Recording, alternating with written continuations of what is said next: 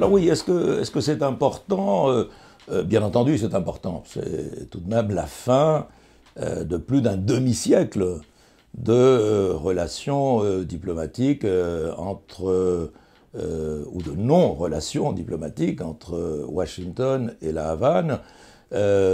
C'est la fin, en quelque sorte, d'une période, d'un cycle de l'histoire.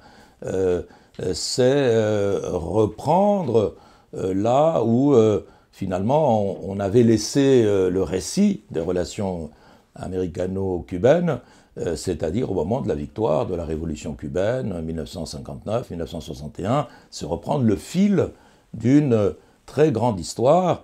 Et bien entendu, c'est un changement complet d'atmosphère, puisque la normalisation avec la Havane, ça signifie bien entendu que toute une série de mesures vont être prises, non seulement la reconnaissance réciproque sur le plan diplomatique, mais également sur le plan économique, sur le plan culturel, sur le plan social, sur le plan de l'immigration, etc. Donc évidemment, c'est extrêmement important si on se limite, bien entendu, à ces deux pays. Mais bien sûr, on peut également réfléchir à, disons, l'onde de choc que va provoquer à l'échelle continentale, voire même à l'échelle mondiale, cette reconnaissance.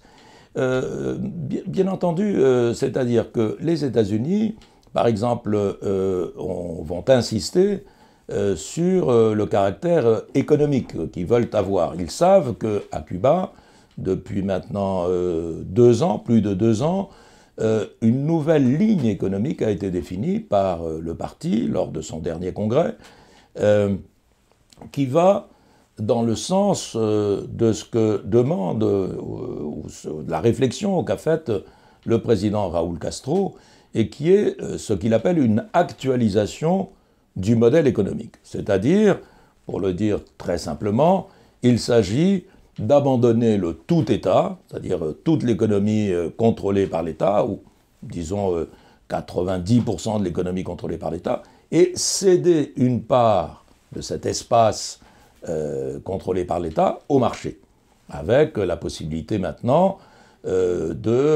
d'avoir une initiative propre, je veux dire la création de petits entrepreneurs, de petites entreprises, etc.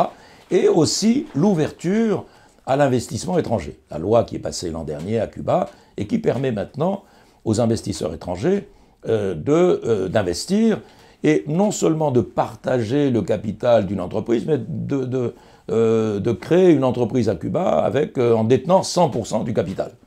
Donc ça, évidemment, ça intéresse énormément les entreprises américaines. Et il y a également, on peut dire, dans la décision qu'a prise Obama, une part importante qui est la conséquence d'un lobby d'investisseurs américains qui souhaitent précisément ne pas être les derniers à pouvoir investir à Cuba.